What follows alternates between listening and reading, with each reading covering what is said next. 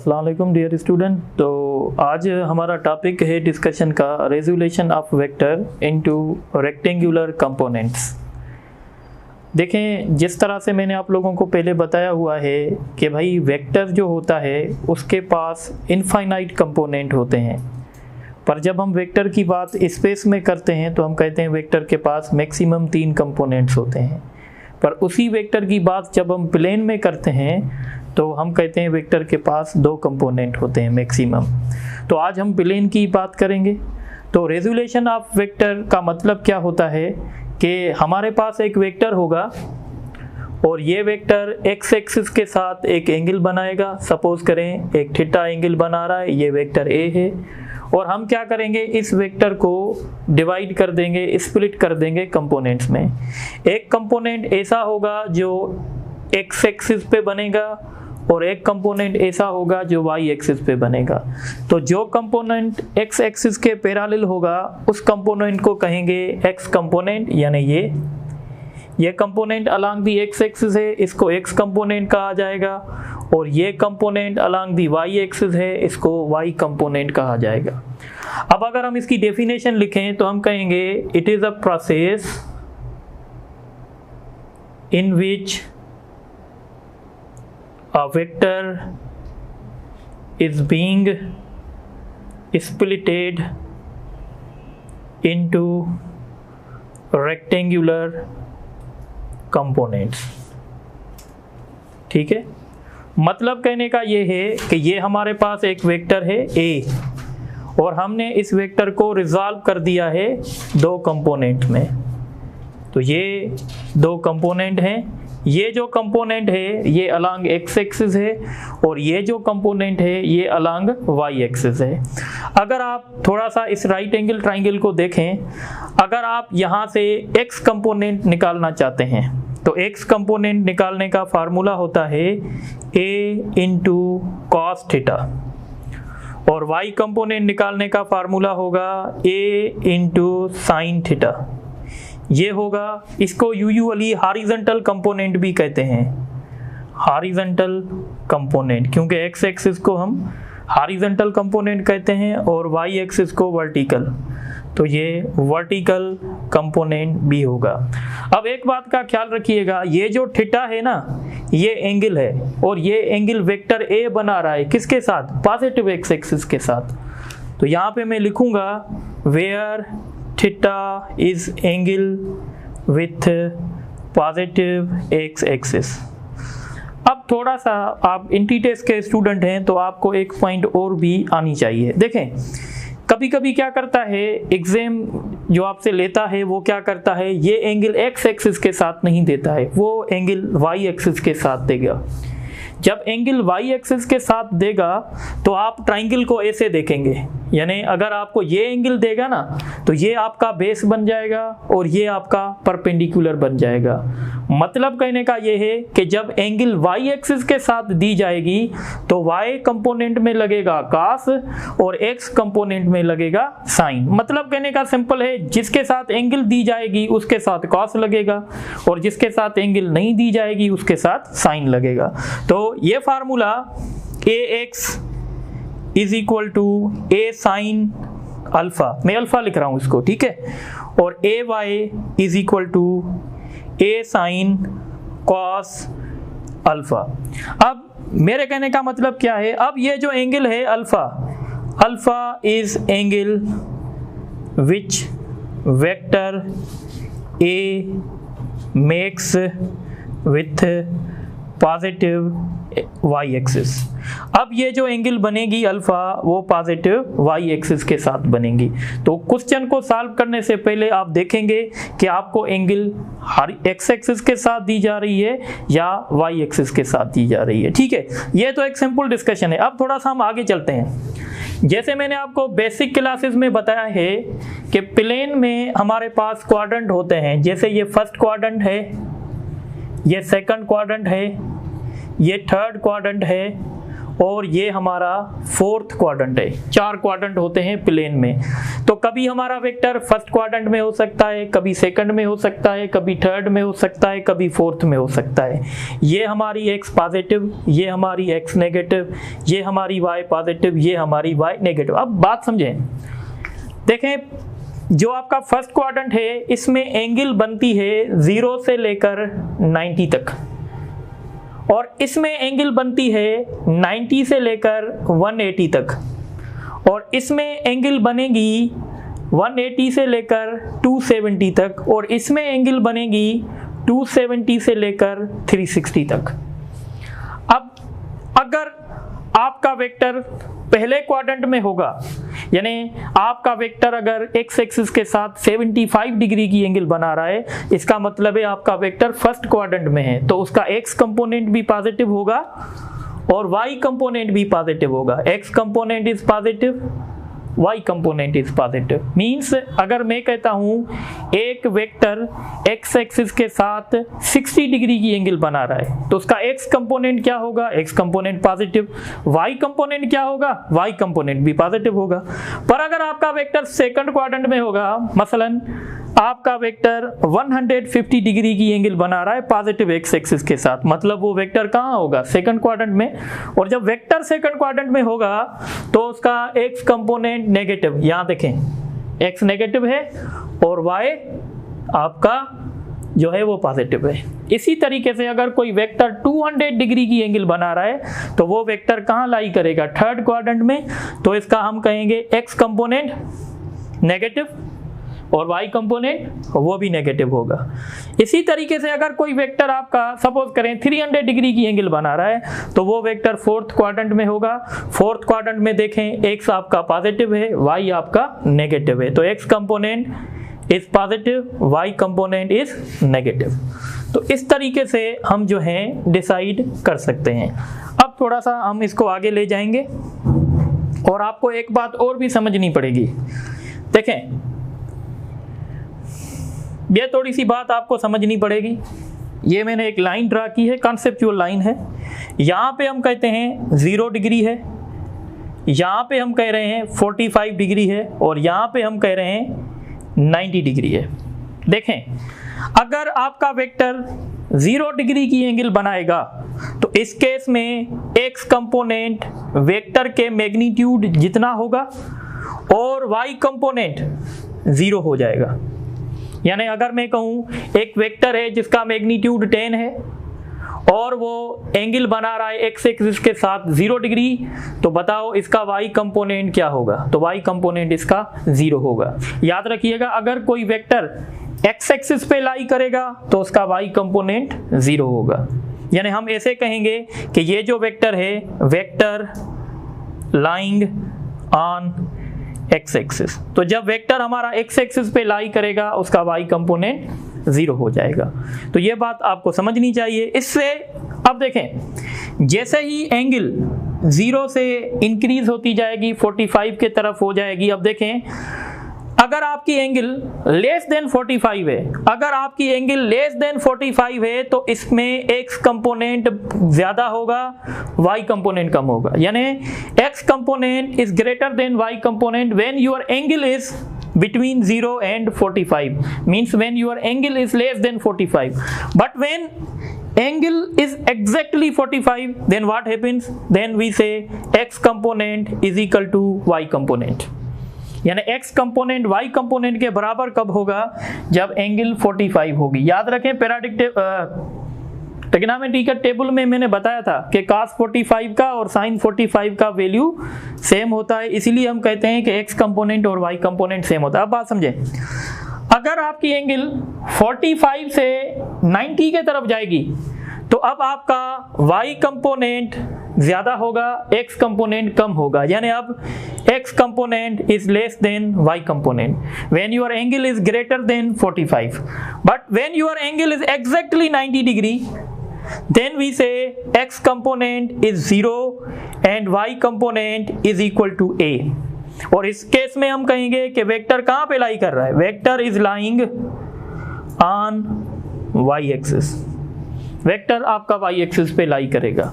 तो ये बात भी बहुत इंपॉर्टेंट है जो आप लोगों को समझनी चाहिए। एक बात और याद रखिएगा, वेक्टर का जो कंपोनेंट होगा वो या तो वेक्टर के मैग्नीट्यूड के इक्वल हो सकता है, या तो उससे कम हो सकता है, या तो वो 0 हो सकता है, पर उससे बड़ा कभी भी नहीं हो सकता। सपोज मैं कहता हूं कि भाई x कंपोनेंट वेक्टर का, सपोज करें एक वेक्टर 10 है, अगर एक वेक्टर का मैग्नीट्यूड 10 है तो हम ये कह सकते हैं कि इसका x कंपोनेंट 10 है, हम कह सकते हैं, क्योंकि इस केस में उसका y कंपोनेंट 0 होगा। पर हम ये नहीं कह सकते कि उसका x कंपोनेंट 12 है, यानी किसी भी वेक्टर का कंपोनेंट वेक्टर के मैग्नीट्यूड से बड़ा नहीं हो सकता। तो ये पॉइंट भी मैं लिख रहा हूं, the component of a vector can not be greater than magnitude of vector. तो ये बात आप लोगों को समझ में आनी चाहिए। अब एक बात और देखें, अब हम इस टेबल को देखेंगे, ये बहुत इंपॉर्टेंट है, ठीक है। देखें 0, 0 के बाद 30, 30 के बाद 45, 45 के बाद 60, 60 के बाद 90, ठीक है। अब रिपीट होगा, रिपीट कैसे, देखें ये 90 है तो 90 ये 30 है, 30 का जो वैल्यू होगा वो हम कहेंगे 150 डिग्री का वैल्यू होगा। 30 डिग्री का और 150 डिग्री का वैल्यू सेम होगा। क्या मतलब है इसका, मैं आगे बताऊंगा। 45 डिग्री, अच्छा आप क्या करेंगे, यहाँ 0 में एंगल ऐड करते जाएंगे और यहाँ वही एंगल 180 में से माइनस करते जाएंगे।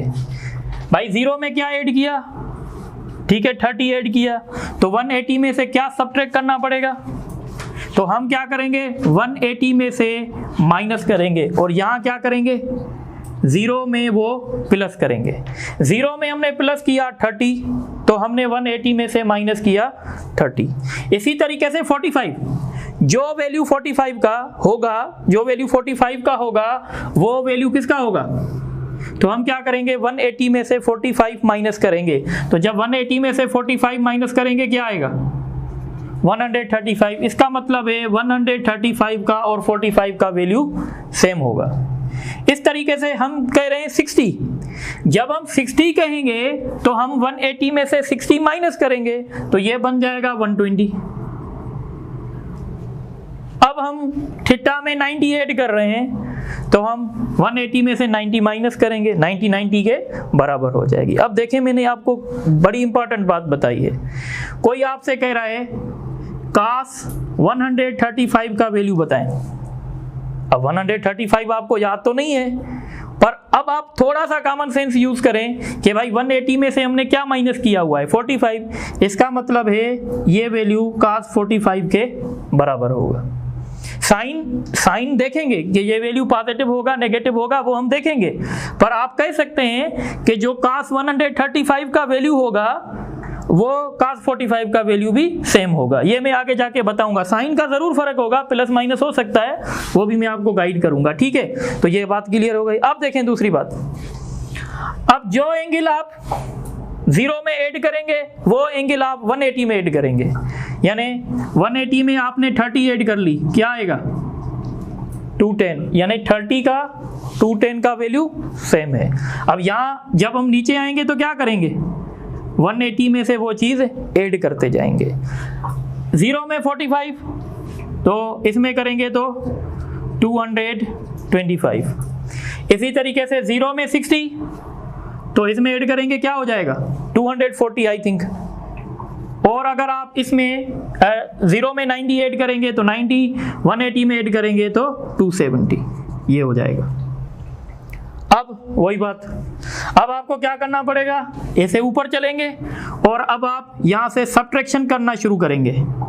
यानी आप कह रहे हैं 30 डिग्री, तो आप क्या करेंगे, अब आप ऐसे करते जाएंगे कि आप 300 में से यानी 360 में से अब आप माइनस करते जाएंगे। जैसे आप कह रहे हैं 30, तो मैं कहूँगा 330। आप कह रहे हैं नहीं 45, तो मुझे क्या कहना चाहिए? तो मैं क्या करूँगा, 360 में से 45 माइनस करूँगा तो क्या बचेगा? आई थिंक 315 बचेगा। तो आप कहेंगे भाई 45, मैं कहूँगा 315। इसी तरीके से आप कहेंगे 60, तो मैं कहूँगा 300। आप कहेंगे 90, तो मैं कहूँगा 270, यानी 270 का और 90 का वैल्यू सेम होगा। तो ये सारा सर्किल मैंने आप लोगों को बता दिया। अब इसकी बहुत ज़्यादा इंपॉर्टेंस है, वो इंपॉर्टेंस आपको तब पता चलेगी जब हम इस पे एमसीक्यूज करेंगे। तो आप नोट करें, तो मैं फिर एमसीक्यूज के सेक्शन पे आता हूँ।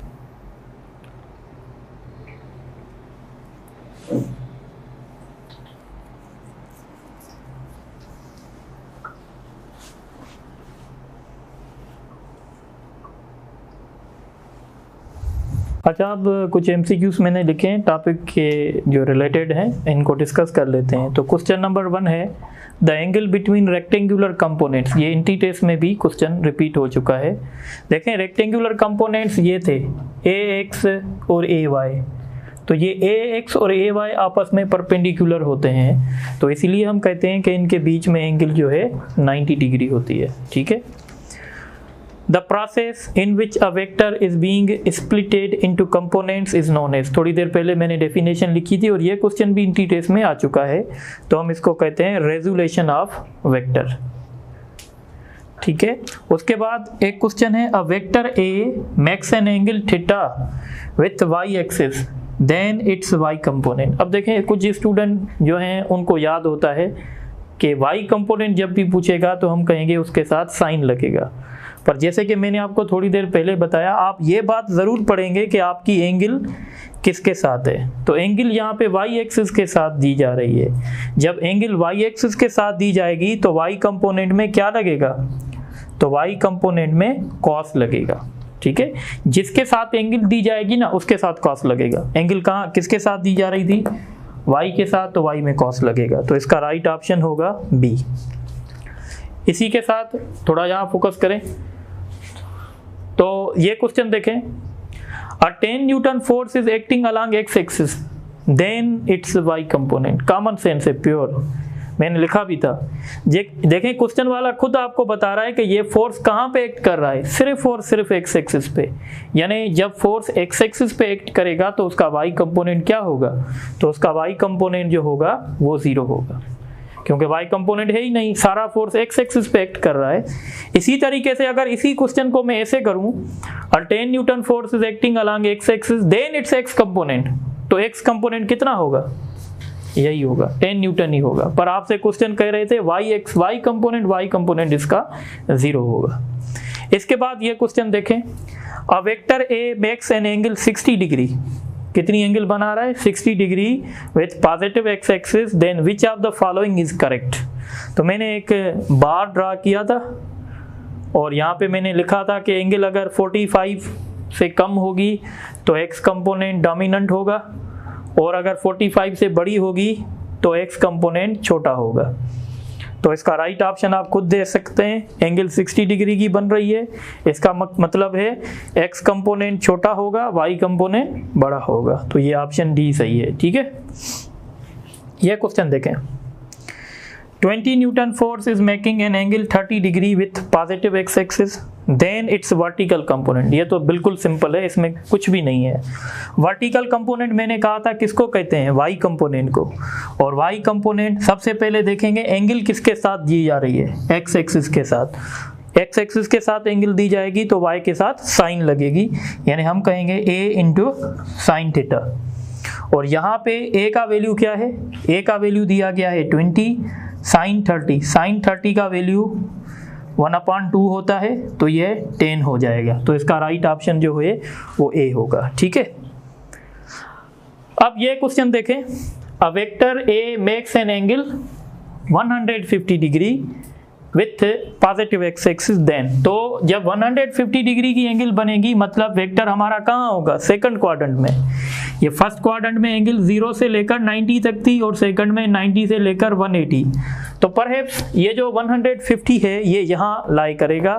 वेक्टर आपका सेकंड क्वाड्रेंट में होगा और क्लियर कट मैंने बताया है सेकंड क्वाड्रेंट में होगा तो एक्स नेगेटिव y पॉजिटिव होगा। तो आपको अब देखना पड़ेगा। तो आई थिंक वो डी ऑप्शन है जिसमें x कंपोनेंट नेगेटिव है और y कंपोनेंट पॉजिटिव है। इसी तरीके से एक और क्वेश्चन देख लें। A vector making an angle 60 degree, a vector making an angle 60 degree, ठीक है, with x axis, with positive x axis, ठीक है, and it's x component is 20 units, find y component. अब यहाँ पे थोड़ा सा सीन चेंज हो गया है। आपको इन्होंने x कंपोनेंट दिया है, कितना दिया है 20, और एंगल इन्होंने दी है 60 डिग्री। आपसे y कंपोनेंट पूछना चाहते हैं। देखें, एक जो एवरेज स्टूडेंट होगा वो उसको कुछ एक और मेथड से सॉल्व करेगा। वो क्या करेगा, x component a into cos theta होता है, वो यहाँ से सबसे पहले a निकालेगा, और a निकालने के लिए आपको क्या करना पड़ेगा, ax कितना है 20, a आपको चाहिए, और cos 60 का वैल्यू क्या होता है 1/2, तो a आपको मिल गया 40। जब a आपको मिला हुआ है, एंगल मिली हुई है, अब आपको y कंपोनेंट फाइंड करने से कोई भी नहीं रोक सकता। पर ये एंटीटेस के स्टूडेंट की अप्रोच नहीं है। यानी अब आप y कंपोनेंट कैसे निकालेंगे, a इंटू साइन थीटा से। a कितना है 40, और साइन 60 का वैल्यू रेडिकल 3/2 है, तो इसका सही ऑप्शन होगा 20 रेडिकल 3। कोई मसला नहीं है, यहाँ पे एक ऑप्शन हम लिख लेते हैं, तो ये होगा। पर देखें, मैं आपको सजेस्ट करूंगा आप ऐसे ना करें। थोड़े आप मुझे जो है, ठीक है, पढ़े लिखे नज़र आ रहे हैं, तो आप क्या करेंगे, आप टेंजेंट थीटा उठाएंगे। भाई टेंजेंट थीटा किसके बराबर होता है,